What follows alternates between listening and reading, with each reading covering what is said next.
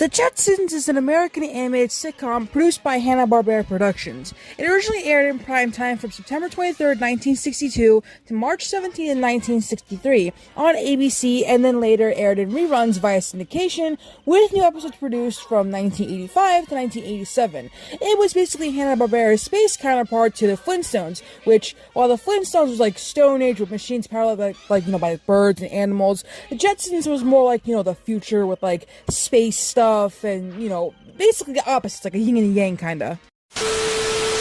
The show was originally scheduled opposite of Walt Disney's Wonderful World of Color and Dennis the Menace, and did not receive much attention. And due to poor ratings, it was unfortunately canceled after its first season, but was then moved to Saturday mornings, where it, became more successful. So, following its primetime run, the show aired on Saturday mornings for decades, starting on ABC for the, 63-64 season, and then on CBS and NBC. And new episodes, like I said before, were produced in syndication from 1985 to 1987, but no further specials or episodes of the show were produced after 1985, as a majority of the core cast had died in 1988 and 1989, and the 1990 film The Jetsons serves as the series finale to the TV show, though it failed to achieve critical and commercial success. The movie is our main topic of discussion.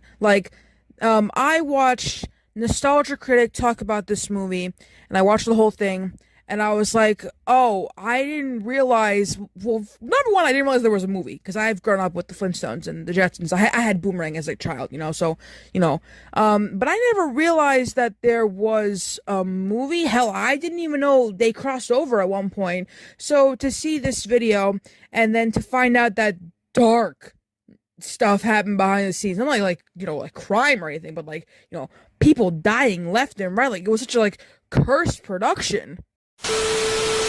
To those of you who have also never seen the movie, Jetsons the movie is a 1990 American animated science fiction comedy film based on the TV show The Jetsons, produced by Hanna-Barbera and distributed by Universal Pictures. The film was, of course, directed by William Hanna and Joseph Barbera, from a screenplay by Dennis Marks, and stars the voices of the cast, George O'Hanlon and Mel Blanc, and features Tiffany in her feature film debut, being recasted for the voice of Judy Jetson, and also Brad Garrett in his animated film debut. A lot of things, happening. Yeah. The story of the film follows George Jetson, who is tasked with running a new Spacely Sprockets facility by his boss Cosmo Spacely. However, he brings his family along to support him, and they uncover the tragic truth of the facility's location. The film was released on July 6th of 1990, so the anniversary was actually a couple of days ago, and I just missed it, but, I had it out of my mind. It grossed only $20.3 million on a budget of $8 million during its theatrical run, and it's received mostly unfavorable reviews. Like I said before, this production is cursed, and we will get more into it later, but two actors died during production of the film, and it was dedicated to both their memories. And not only that, but this movie was the last theatrical film to be directed by Hanna-Barbera before their deaths in 2001 and 2006, respectively. And like I said before, this serves as the series finale to the TV show, as no episodes were produced following the film's release. And while the characters would make subsequent appearances in other media over the years, this film was also the final official Jetsons production until the Jetsons and the WWE movie in 2017. I thought Scooby-Doo was the only one to collab with WWE, but the Jetsons too, I guess. We'll get into that someday. But for now, we're just going to mainly focus on this movie because, oh my god, a lot of people died working on this. And also there's a little bit of controversy with Judy Jetson and how she was replaced. Well, her OG actress was replaced. Tiffany never ever voiced Judy Jetson. I should probably make that clear, that it was always Janet Waldo who was Judy Jetson, and also she voiced Josie and Josie and the Pussycats, but that's besides the point. I feel like, this is my opinion, I feel like they mainly casted her just cause they were gonna make this musical film. They also thought, I'm just gonna put this in real quick anyway, they thought that putting her in this movie would result in a stronger box office performance. Obviously, it did not. Anyways, we have some things to get into, so let's just get into it. Here is the story behind the production of, I would say, probably one of the most cursed films, like behind the scenes wise cursed films. This is Jetsons the movie.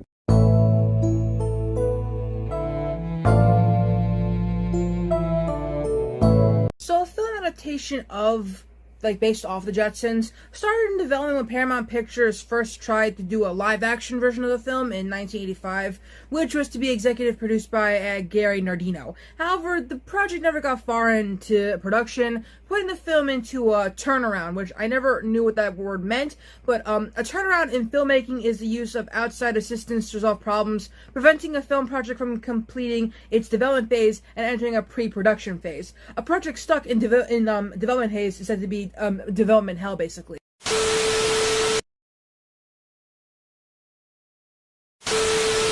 Later on, during the 1980s, Universal Pictures bought the film rights for the Jetsons from Hanna-Barbera Productions. A problem, though, that arose during the production of the film was, well, all of these actors are old, and all of these actors are, they all have poor health, you know? All of the major voice actors, except for Don Messick, who's very well known for voicing characters in Hanna-Barbera, like being the OG Scooby-Doo. He was in his early 60s, but the majority of the cast were all in their 70s at this point. So now we're going to get into the actors that unfortunately died and had to get replaced. Dawes Butler, who voiced Elroy, fell ill with a stroke and pneumonia in early 1988 before he could record any lines for the film, and ultimately died on May 18th. And though he had been training two people to succeed him, Joe Belviqua and Greg Burson, voice coordinator Chris Zimmerman brought in her then husband Patrick, who was relatively unknown back then, to fill in for the voice of Elroy. George O'Hanlon, who voiced George Jetson, that's a little ironic, he had already been ill throughout the 1980s revival, and he unfortunately died of a stroke on February 11th of 1989 after he finished recording his dialogue. Voice director Andrea Romano later recalled, though, that he could record only an hour at a time and had his final stroke while in the studio. Mel Blanc had also died during the production of the film on July 10th of 1989. Voice actor Jeff Bergman, who is very well known for voicing in Hanna-Barbera and Looney Tunes, would later step in and fill in for both O'Hanlon as Blanc and George Jetson and Mr. Spacely to complete their dialogue in additional scenes of the film, which you actually probably wouldn't notice considering Jeff Bergman is already so good at voicing Looney Tunes characters. That's why he's a good successor for Mel Blanc besides Eric Bonza, but that's besides the point. It's time to address the elephant in the room. Judy Jetson. Now, Janet Waldo had recorded the role for the film, but unfortunately she was replaced instead by singer Tiffany, though she still provided the voice of a robot secretary, and some of Judy's lines by Waldo remain in the film. Now, you're probably wondering, why would they do this? And apparently it's because, I mentioned this before already, so I'm going to mention it again in case you weren't paying attention before, but studio executives hoped that Tiffany's involvement in the film would result in a stronger box office performance. No,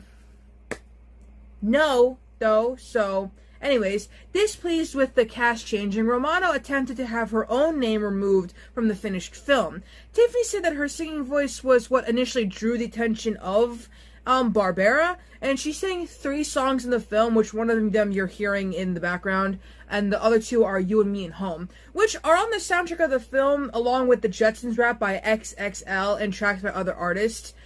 She didn't write any of the songs that she sang, but her favorite song is the one playing, I Always Thought I'd See You Again. It's one of her favorites, and honestly, I like it a lot too.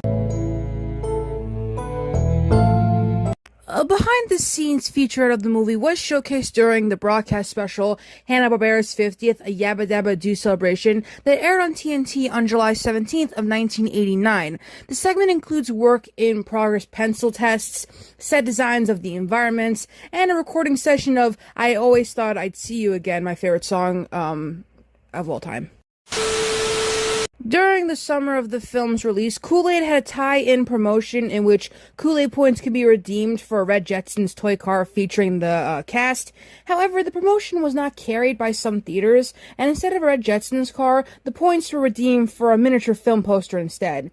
Wendy's also had a Jetsons kids meal tie-in, and when clips were shown on television, scenes with George had redubbed lines from an unnamed voice actor. The commercials showed Wendy's founder Dave Thomas either in the theater watching the movie or at his restaurant promoting the film. A tie-in simulator ride named The Fantastic World of Hanna-Barbera opened at Universal Studios Florida 1 month before the film's release, which, side note, I've always wanted to make a video about The Fantastic World of Hanna-Barbera, but we'll probably have to get into that. I have a lot of videos to make, so the main point that I'm getting at is that we'll have a hard time getting there. Anyways, in the attraction, William Hanna and Joseph Barbera state that the Jetsons will star in their next project, presuming the film, which angers Dick Dastardly and Muttley and leads them to kidnapping Elroy. Yogi Bear and Boo Boo Bear must save Elroy by riding through the worlds of the Flintstones, Scooby-Doo, and the Jetsons. Merchandise based on the film and other Hanna-Barbera related stuff was sold at the ride's gift shop. Also, a thing that they sold was in 1990, they sold an apple and cinnamon flavored Jetsons cereal. It was released by Ralston, which they are known for making various breakfast cereals and other stuff like that.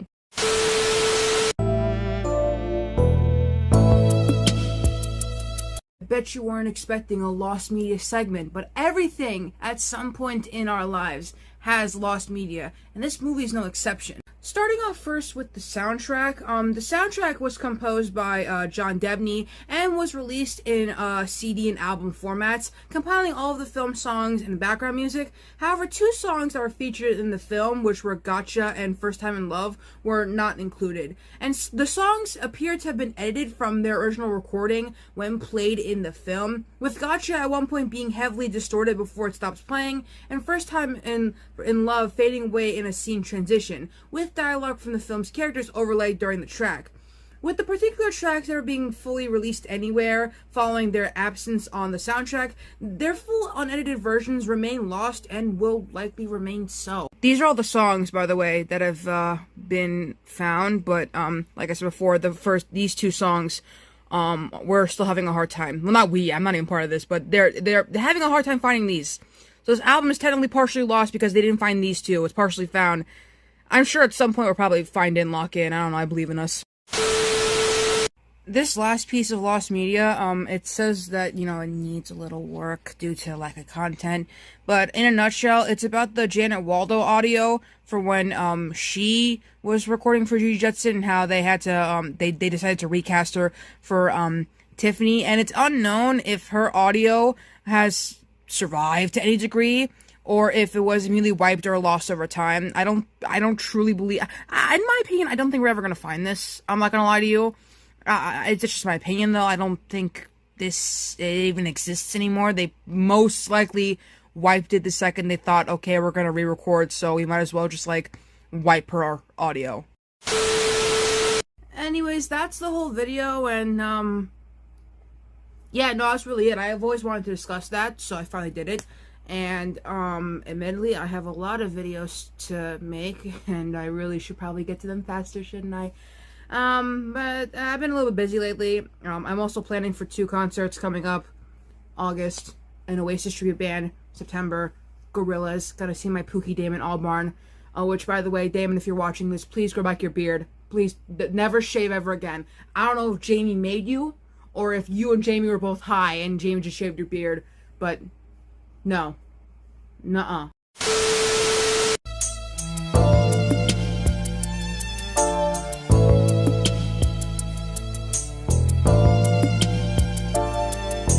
No, I'm not making that promise again.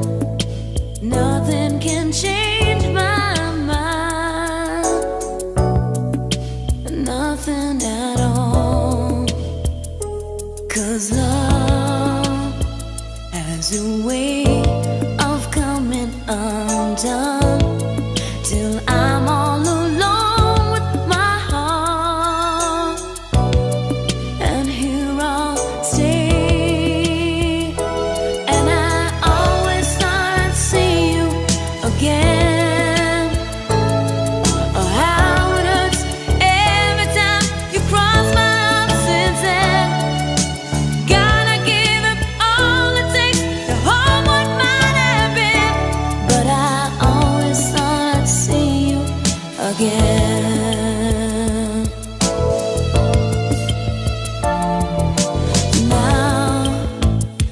no reason to run for the fall.